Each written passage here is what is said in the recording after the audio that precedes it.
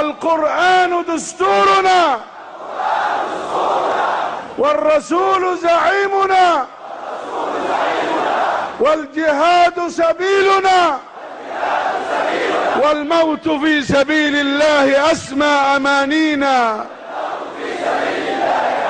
sanad kaliya ayuu madaxweyne noqday isagoo noqday madaxweynihii ugu horeeyay ee si dimuqraadi ah loo soo doorto taariikhda dalka Masar. Maxamed Mursi, madaxweynihii xoogga lagaga tuuray talada dalka Masar, ayaa sida ay sheegayaan mas'uuliyiin ka tirsan xukuumadda Masaarida ku dhex geeriyooday maxkamad wax yar un kadib markii uu suuxay maalnimadii Axadda oo ay taariikhdu ku beegneyd 2019 bisha aynu ku jirno ee Juun 17keeda. Mursi oo ay da'diisu ahayd 67 jir ayaa xabsi ku jiray tan iyo markii talada dalka laga tuuray sanadkii 2013. madaxweynahan geeriyooday ayaa horey u qabay xanuunka macaanka ama sonkorta, beer xanuun iyo cillado kaliya ah kuwaas oo intii xirnaa aan si wanaagsan loo daryeelin. waxay ahayd sanadkii hore markii 3 xubnood oo ka socda baarlamaanka dalka Ingiriiska ay baaritaan madax banaan oo ay wadeen ku sheegeen daryeel la'aanta caafimaad ee haysata madaxweyne Mursi, taas oo ay ku sheegeen inay sababi karto geeri degdeg ah, balse xukuumadda Masaarida ayaa haba yaraatee aan dheg jalaq u siin.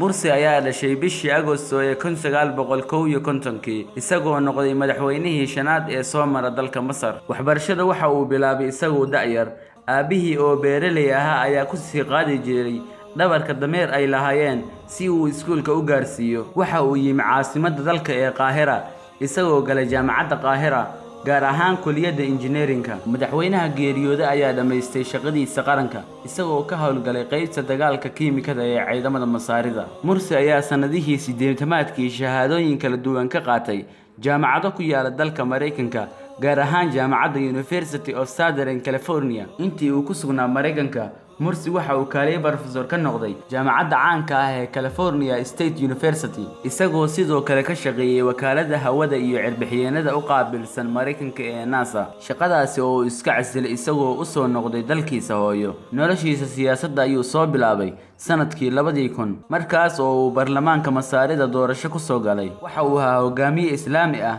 qunyar socod ah iyo qofkii ugu horeeyay ee ururka Masar laga mamnuucay ee Ikhwaanul Muslimiin. geeridiisa ayaa waxaa ehelkiisa iyo shacabka reer Masar uga tacsiiyay madax dhowr ah. madaxweynaha dalka Turkiga Rajab Tayyip Erdogan ayaa yiri Ilaahay ha u naxariisto walaalkeena Mursi.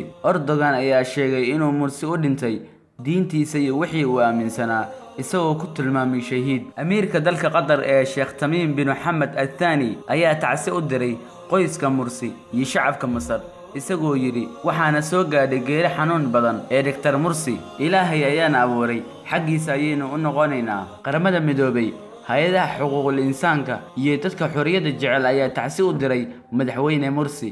xukuumadda Masar oo horey ugu eedeysay inuu Mursi yahay gargaare cadow ayaa heegan gelisay ammaanka qaranka iyadoo boqolaal boolis ah ku daadisay wadooyinka magaalooyinka waaweyn ee dalka Masar. xubno Ikhwaanul Muslimiin ka tirsan ayaa war ay soo saareen ku sheegeen in la dilay madaxweyne Mursi. intaas ayaan ku soo gabagabeynaynaa warbixinta aan ka soo diyaarinay madaxweynihii dhintay Maxamed Mursi. wassalaamu calaykum waraxmatullaahi wabarakaatuh. لن نترك غزة وحدها، لن نترك غزة وحدها. لا تقتلوا أسود بلادكم فتأكلكم كلاب أعدائكم.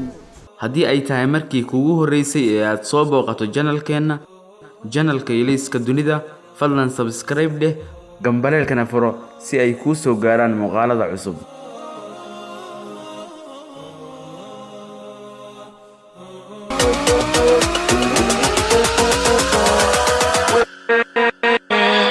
with